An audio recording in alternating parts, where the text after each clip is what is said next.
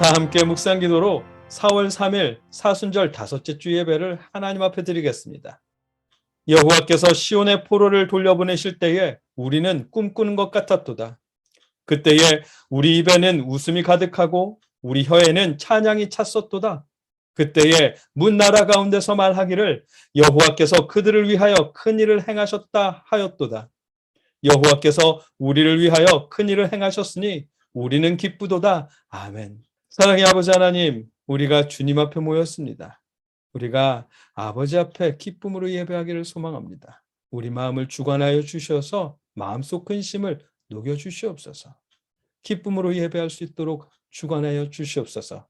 감사합니다. 주님, 예수님의 이름으로 기도하옵나이다. 아멘. 다 함께 사도신경으로 신앙 고백하시겠습니다. 나는 전능하신 아버지 하나님 천지의 창조주를 믿습니다. 나는 그의 유일하신 아들 우리 주 예수 그리스도를 믿습니다. 그는 성령으로 잉태되어 동정녀 마리아에게서 나시고 본디오 빌라도에게 고난을 받아 십자가에 못 박혀 죽으시고 장사된 지 사흘 만에 죽은 자 가운데서 다시 살아나셨으며 하늘에 오르시어 전능하신 아버지 하나님 우편에 앉아 계시다가 거기로부터 살아있는 자와 죽은 자를 심판하러 오십니다. 나는 성령을 믿으며 거룩한 공교회와 성도의 교제와 죄를 용서받는 것과 몸의 부활과 영생을 믿습니다. 아멘. 오늘 우리가 함께 드릴 찬송은 찬송가 465장입니다. 함께 찬양하겠습니다.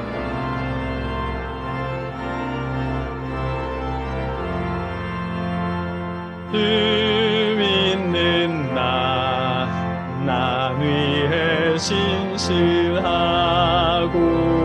날 보는 자 위해서 정결코 담대하여 이 세상 환난 중에 나 용감히 늘 승리하리라. 나 용감히 늘 승리하리라. 저 원수도 내 참된 친구 삼고 남 주면서 행한 일이 주리. 연약한 나 늘 온유 겸손하여 늘 섬기며 기쁘게 살리라. 늘 섬기며 기쁘게 살리라.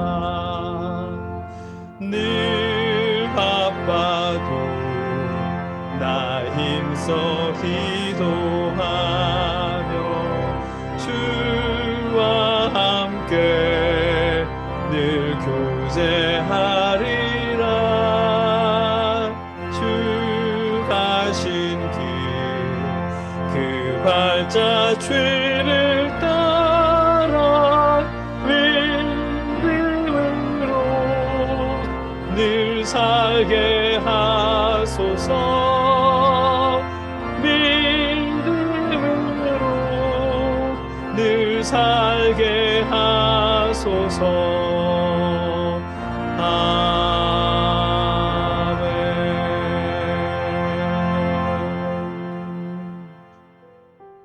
오늘 우리가 함께 읽고 나누려는 하나님의 말씀은 마가복음 11장 12절로 14절까지의 말씀입니다. 제가 받들어 읽겠습니다. 이튿날 그들이 베다니에서 나왔을 때에 예수께서 시장하신지라. 멀리서 잎사귀 있는 한 무화과 나무를 보시고 혹 그 나무에 무엇이 있을까 하여 가셨더니 가서 보신즉 잎사귀 외에 아무것도 없더라.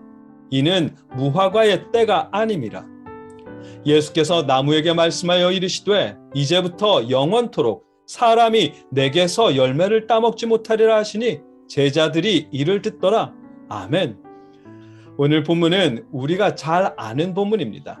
예수님께서 시장하셔서 무화과 열매를 드시려고 다가갔지만 나무에 열매가 없어서 무화과 나무를 저주하는 그런 내용의 말씀입니다. 예수님의 성격과 또 예수님의 사역의 방향성과는 너무도 이질적인 그런 사건입니다. 그래서인지 마태복음과 마가복음에는 기록되어 있지만 누가복음에는 이 사건을 기록하지 않았습니다. 오히려 이 사건을 대신해서 무화과 나무의 비유를 기록해 주었습니다. 전체적으로 어떤 내용인지 조금 더 자세히 살펴보겠습니다. 오늘 본문은 지난주에 나눴던 누가복음 말씀과 시기적으로 같은 시기입니다. 예수님께서 호산나 다윗의 자손이여라는 환호를 들으며 예루살렘 성에 입성하신 상태입니다. 낮에는 예루살렘 성전에서 말씀을 가르치셨고 밤에는 예루살렘을 벗어나 감람산 혹은 베다니에서 쉬시던 때입니다. 감람산에서 쉬셨는지 베다니에서 쉬셨는지 어느 것이 정확할까 싶은데 감람산 중심에서 베다니 중심까지 700m 정도밖에 되지 않습니다. 베다니가 감람산에 속해 있다고 할 수도 있습니다. 시기적으로는 예수님께서 3년의 공생애 중 마지막 단계에 접어드셨습니다. 예루살렘 성전에 입성하시고 십자가에 달리시는 그 가운데에 오늘 무화과 나무의 사건이 위치해 있습니다. 여기까지의 배경을 가지고 오늘 본문 말씀을 보면 예수님이 시장하셨다는 상황이나 철도 아닌데 무화과 나무에서 열매를 요구하신 이 상황은 뜬금없는 이야기처럼도 들립니다. 그런데 지난주에 누가복음을 나누면서 예수님이 노숙하셨다는 상황까지 고려해서 말씀을 읽으니 조금 다르게 다가옵니다. 물론 오늘 본문과 같은 내용을 담고 있는 마태복음 21장 17절은 그들을 떠나 성 밖으로 베다니에 가서 거기서 유하시니라. 아멘. 예수님이 베다니에서 유하셨다고 되어 있습니다. 일반적으로 성경에서 누군가의 집에 유하셨다고 번역한 단어는 메노입니다. 예수님께서 사마리아에서 이틀을 유하실 때도 메노로 기록했고 사도행전에서 베드로가 시몬의 집에 유할 때도 메노였습니다. 반면에 조금 전에 읽은 마태복음 21장 17절에서의 유하셨다는 지난주 누가복음에서 쉬신이라고 한 단어와 형태는 다르지만 같은 단어입니다. 즉 누군가의 집에 묵으셨다는 것보다는 노숙하셨을 가능성이 더 큰 표현입니다. 예수님께서 노숙하셨을 거라는 생각으로 오늘 본문을 보니까 12절에 이튿날 그들이 베다니에서 나왔을 때에 예수께서 시장하신지라. 아멘. 예수님이 시장하신 이유를 짐작할 수 있게 됩니다.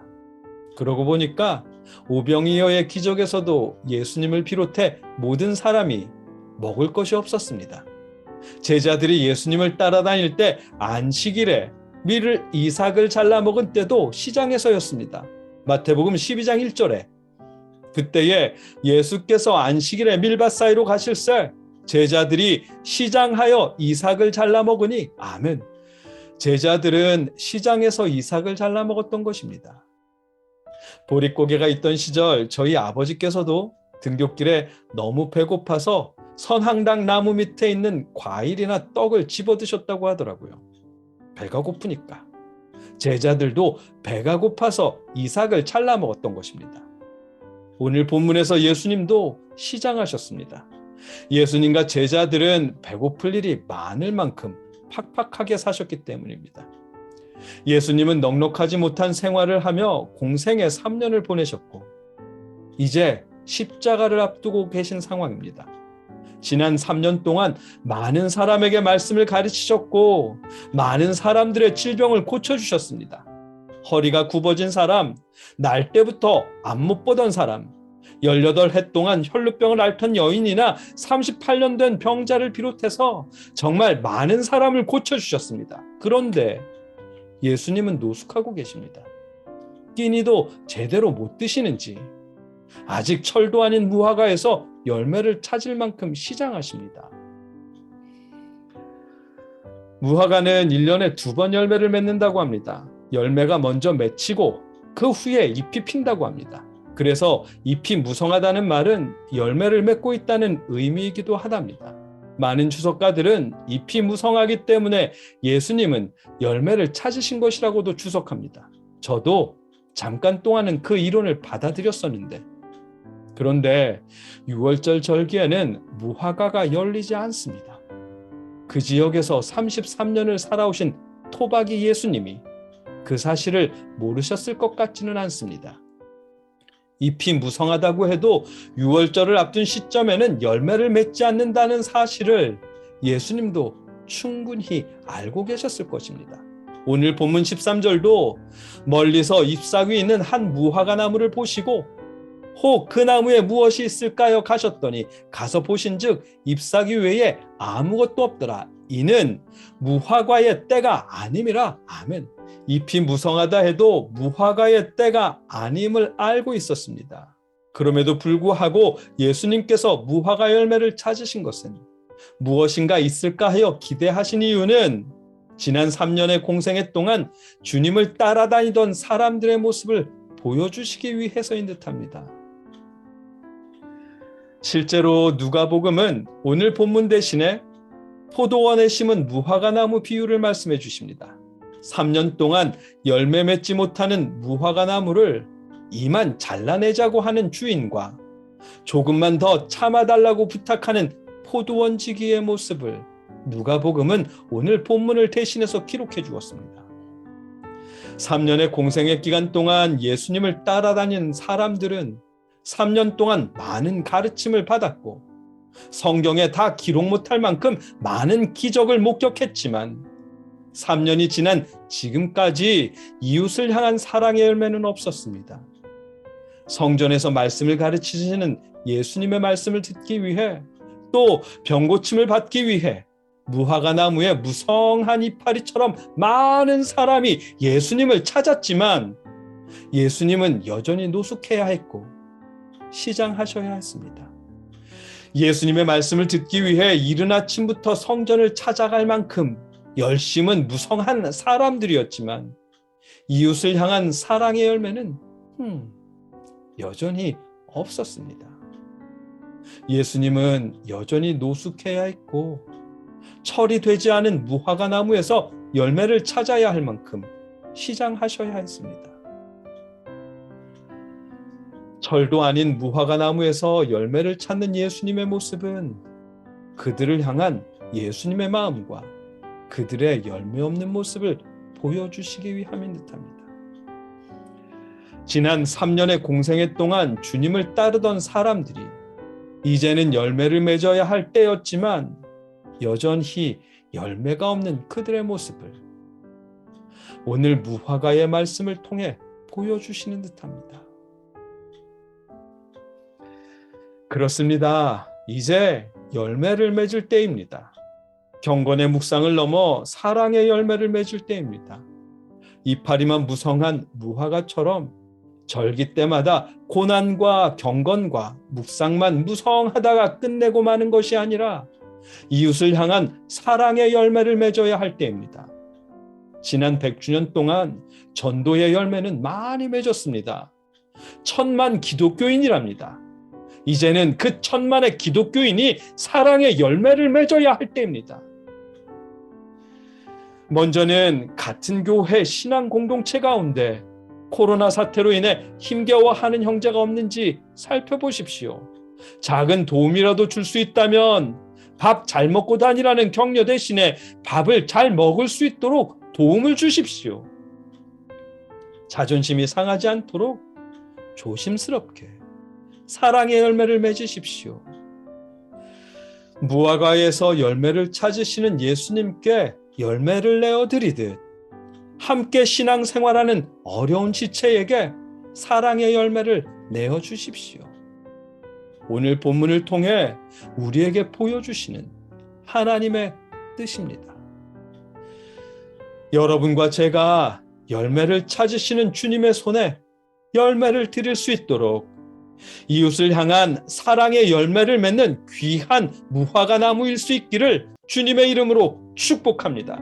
함께 기도하겠습니다. 사랑의 아버지 하나님, 오늘 말씀을 통해 열매 맺을 때임을 깨닫게 하시니 감사합니다. 우리가 사랑의 열매를 맺을 수 있도록 도와주시옵소서. 도와주시옵소서. 우리 교회와 성도들이 주님의 사랑을 닮을 수 있도록 역사하여 주시옵소서. 우리가 열매 맺는 귀한 무화과 나무가 될 수 있도록 인도하여 주시옵소서.